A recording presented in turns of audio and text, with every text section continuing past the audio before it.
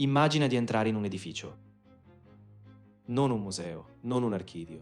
Un luogo dove è custodito tutto ciò che l'umanità ha capito del mondo. Matematica, astronomia, medicina, filosofia, meccanica. 600.000 rotoli di papiro, forse 700.000. Il numero esatto non lo sapremo mai, perché quell'edificio non esiste più.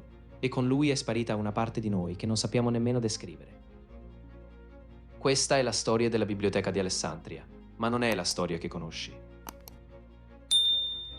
Quando pensiamo al passato, lo immaginiamo sempre sotto di noi, come se il tempo fosse una scala e noi fossimo in cima. I romani costruivano strade, noi costruiamo autostrade. I greci osservavano le stelle, noi mandiamo telescopi nello spazio. È un'idea così ovvia che non la mettiamo mai in discussione. Ma è davvero così? Nel I secolo d.C., un ingegnere di nome Erone costruisce una macchina, una sfera di metallo, 2 ugelli curvi, vapore che la fa girare, un motore a vapore funzionante, 1700 anni prima della rivoluzione industriale. Quella macchina non viene sviluppata, non viene migliorata, sparisce. E quando l'umanità reinventa il motore a vapore, lo fa da zero, come se quel ramo dell'albero fosse stato tagliato e mai ricresciuto nella stessa forma. La domanda che vogliamo farti oggi non è quanto erano bravi gli antichi? La domanda è più scomoda. E se il progresso non fosse una scala? E se fosse qualcosa di molto più fragile? Alessandria d'Egitto, III secolo a.C. La città è appena nata, fondata da Alessandro Magno nel 331 a.C. I suoi successori, i Tolomei, hanno un'ambizione senza precedenti. Non vogliono solo governare un territorio, vogliono possedere tutto il sapere del mondo. Ogni nave che entra nel porto di Alessandria viene perquisita. Non alla ricerca di armi, ma alla ricerca di libri. I rotoli vengono sequestrati, copiati, restituiti. Gli originali restano alla biblioteca. È un saccheggio intellettuale su scala globale. E funziona. In pochi decenni Alessandria diventa il centro del mondo conosciuto, non per il suo esercito, ma per le sue idee. Eratostene calcola la circonferenza della Terra. Risultato circa 39.375 km. Quella reale, 40.075. Errore inferiore al 2%, nel 240 a.C.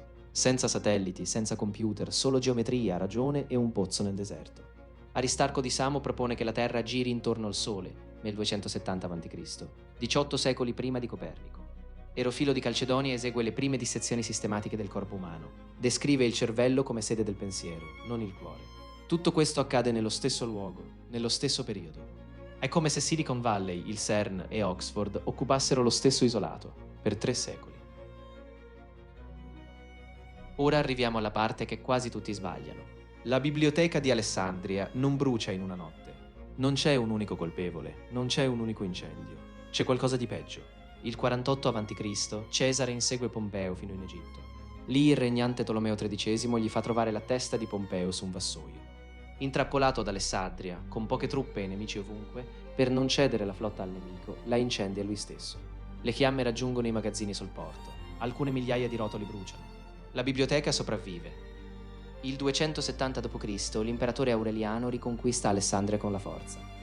Il quartiere viene raso al suolo. Il 391 d.C. il vescovo Teofilo fa distruggere il Serapeo, un tempio ma anche un deposito di rotoli. Il 642 d.C. gli arabi conquistano Alessandria. Nei secoli successivi nasce una storia. Un califfo avrebbe ordinato di bruciare i libri rimasti. Se concordano con il Corano, sono inutili. Se lo contraddicono, sono pericolosi. È una citazione potente, quasi perfetta. Gli storici oggi non riescono a verificarla. Le fonti più antiche risalgono a secoli dopo i fatti. Quello che sappiamo con certezza è altro. A quel punto non c'era più granché da bruciare. La vera distruzione era già avvenuta, lentamente, silenziosamente, per abbandono. I finanziamenti si riducono, i grandi studiosi smettono di arrivare, i rotoli di papiro marciscono. La biblioteca non viene assassinata in un giorno, viene abbandonata nel corso di secoli. Perché non c'è un mostro da condannare, c'è solo la distrazione di una civiltà che aveva altre priorità. E questo, in un certo senso, è ancora più difficile da accettare.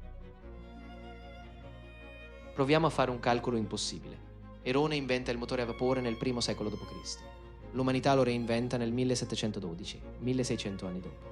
Aristarco propone l'eliocentrismo nel 270 a.C. Viene accettato con Copernico nel 1543, 1800 anni dopo. Qualcuno ha provato a sommare questi ritardi. La risposta più sobria degli storici della scienza: avremmo raggiunto il livello attuale con almeno 1000 anni di anticipo. 1000 anni. Significa che oggi staremo parlando di tecnologie che non sappiamo nemmeno immaginare. Significa che la colonizzazione di Marte, oggi un progetto audace, potrebbe essere già storia antica, non fantascienza, storia. Una storia che qualcuno ha scritto e che non esiste più. Ora giriamo lo sguardo. Oggi tutta la conoscenza umana esiste in forma digitale. Libri, ricerche, scoperte, memorie. Tutto su server, tutto su cavi sottomarini. Tutto dipendente da energia elettrica, da aziende private, da stabilità politica. Siamo davvero più al sicuro di quanto lo erano quei rotoli di papiro? Un blackout globale prolungato, un conflitto che distrugge le infrastrutture digitali, una decisione aziendale di cancellare archivi non più redditizi. Non è fantascienza, è già successo su scala minore. La biblioteca di Alessandria non era un'eccezione nella storia, era un avvertimento che nessuno ha ascoltato abbastanza a lungo. Nel prossimo episodio ci chiederemo se quella storia possa ancora essere scritta. Gli esseri umani si preparano a lasciare la Terra per la prima volta nella storia, ma portare la conoscenza su un altro pianeta significa anche proteggerla. Da cosa? Nel prossimo episodio.